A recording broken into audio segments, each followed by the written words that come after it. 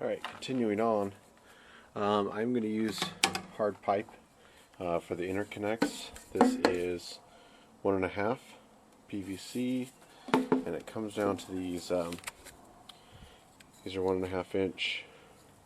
I don't know if there's some sort of compression fitting or what. They come with the nylon nuts on one side, but as you can see, they're threaded, and I've got my hole saw here.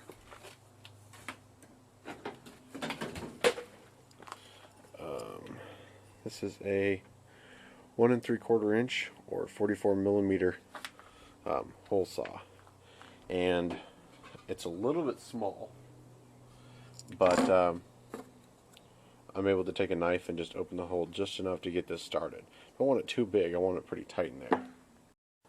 Alright, for the overflow I bought 1.5 inch it's called like drainage pipe. It was like 12 bucks. And how it comes, because it's 1.5 inch, it's going to be the same thread as the other piece I'm using. And it has a barb on the end. So I'll probably just drill the same hole, open it up, thread this in, and then if you didn't have the connector, you still wanted to use these. If you cut off the tip, let me do this here. You can get a pretty good seal in that same 1.5 inch PVC pipe. You might need some glue or something, but just in case yours doesn't come with the same attachment. Alright guys, there's it installed. I'm using plumber's goop.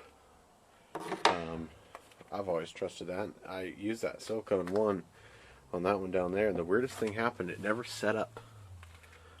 So it was actually like days later when we got that rain, it was actually leaking out of that hole, and I went to feel it, and it's soft, which is very bizarre. So I'm using goop on all these holes. There's the connector piece. Here's the barb where I'll attach the hose. Basically gonna wind around the back down to the drain here. Let that cure and set it up.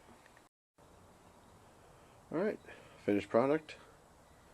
Waiting for the rains. Although we're supposed to have really nice weather, it looks sort of doomy and gloomy. But got the 1.5 inch drainage hose just curving around the back side there, and that's going to go as an overflow down into that vein. So no glue on the connectors yet. We're just going to sort of wait for the rain, test it out. Alright, we're testing it out. We've had a good little dry spell here. I just want to make sure that all my connections are working properly, so I'm just going to fill this up with hose water just in case something happens. Then I've got the water instead of waiting for the rain for right now.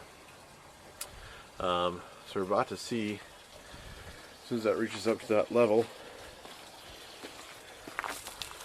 we're going to see if the any leaks come from the connecting tube, and then we'll come back and see, make sure that the overflow tube is working, and we should be just about there.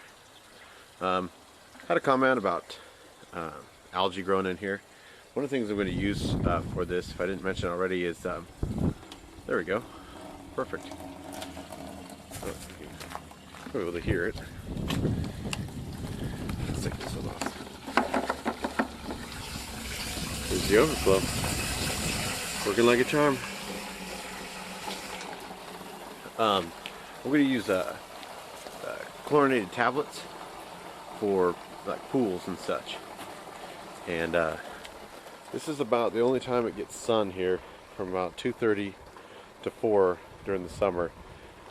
Probably won't spray paint these, but I may enclose this little brick section here, maybe some lattice work to help hide these and to keep the sun off them for growing algae. But I think the pool tablets should keep these anything weird growing, whatnot. Anyway, thanks.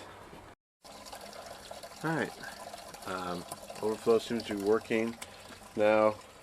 With the full force of the hose going, it didn't want to let the water out as quick as it was coming in. That might just be because I put it so close to the top. I want to make sure this has plenty of room. Nothing's leaking, so that's good. Everything seems to be holding. Down here there's no water.